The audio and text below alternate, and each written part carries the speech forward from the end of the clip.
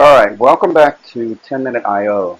You'll find bite-sized information on all topics related to industrial organizational psychology. My apologies for the long break. From this point forward, I'll try to post on a more regular frequency. Today we'll be talking about, oh, by the way, I'm playing around with the different microphones. So if you have a hard time hearing me, please do let me know. Send me a quick email. I'll show you my email address at the back of the slide here, or you can just post a comment.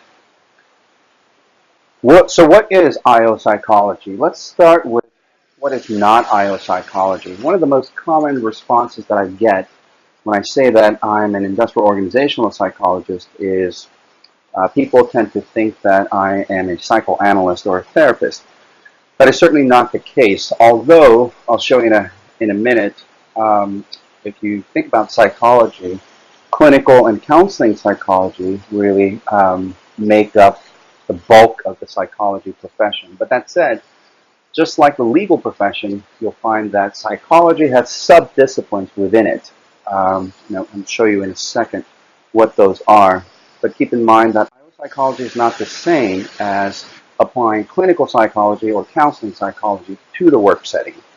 So on this chart here, you'll see that on the far right-hand side, or the top right-hand side, you'll see 34% clinical psychology, and that's really makes up the psychoanalysis. Of course, clinical psychology is not about Freud and psychoanalysis, but do keep in mind that this is where you have a psychologist working with non-normal population, people that have psychological disorders. If you look at the bottom left-hand corner there, you'll see industrial organizational psychology. That makes up a very small percentage of overall all the psychologists. And that really is, in a nutshell, deals with talent management. I'll explain what that is in detail on the next slide. But you can see that we have clinical being the largest. Second largest is the 13% there on the counseling psychology.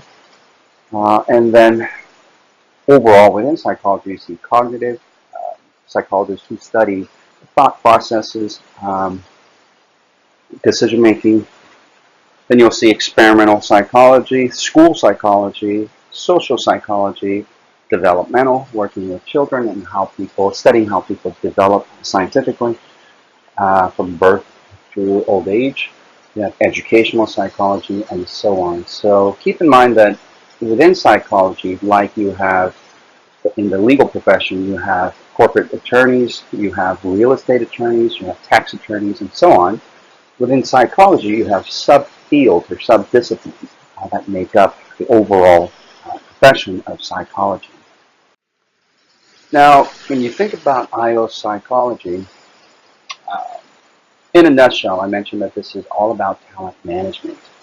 I'll show you what that is made up of. But just to point out a few pioneers in this field, we have Walter Scott, Hugo Münsterberg, James McKee Cattell, who is different from Raymond Cattell, who is associated with the 16 PF, or the personality factors. And then we have Walter Bingham. These four, of course, these people go back to over 100, or the 1860s through early 1900s.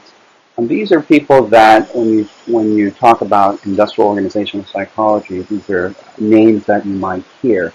In the early days, industrial organizational psychology was not called IO psychology. It was called applied psychology. Walter Scott, for example, published a book on advertising using scientific principles, psychological principles, to improve effectiveness of advertising. Hugo Münsterberg, the German-born psychologist, who really advocated using psychological principles in real life to help people solve practical problems. James Cattell and Walter Bingham were big on measuring intelligence, coming up with intelligence tests or tools to measure individual differences, namely people's intelligence levels. Now, I've summed up here in 6 sub areas within IO psychology. You can see that IO psychology here associating with talent management.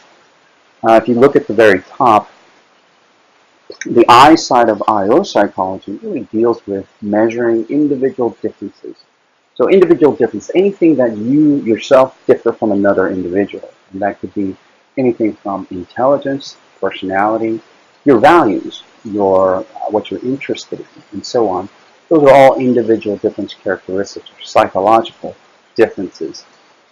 A lot of that stuff, if you can accurately measure, for example, with personality or intelligence, with your values and your interests, that has valuable implications for selection, selection being employee selection, for hiring purposes. And this is one of the reasons why many companies are moving towards more objective assessments, uh, screening as part of their screening procedure.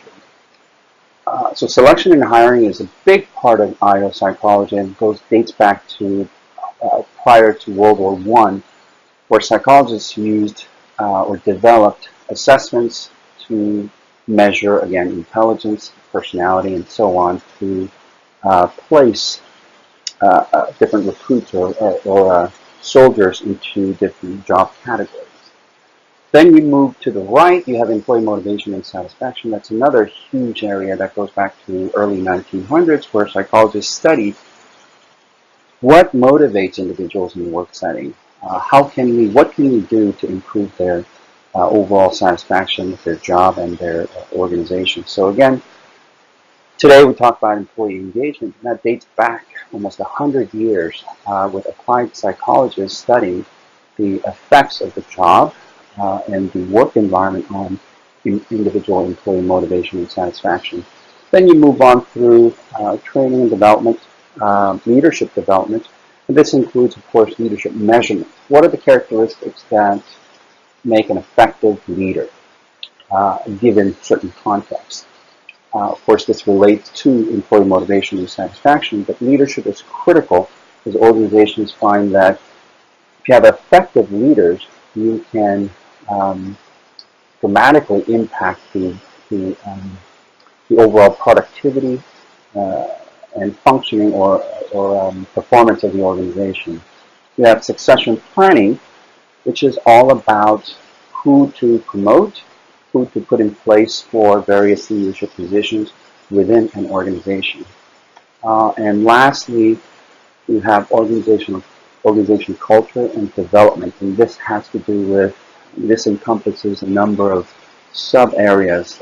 If you hear terms like human capital management, HR, data analytics, this includes all of that. And this is really the idea of taking an organization, looking at the culture of that organization and asking, do we have the right type of culture? Are the organizational values and norms in line with our overall strategy to help us go from point A to point B? And oftentimes organizations or companies will measure their culture through what's called employee engagement surveys, satisfaction surveys, and so on.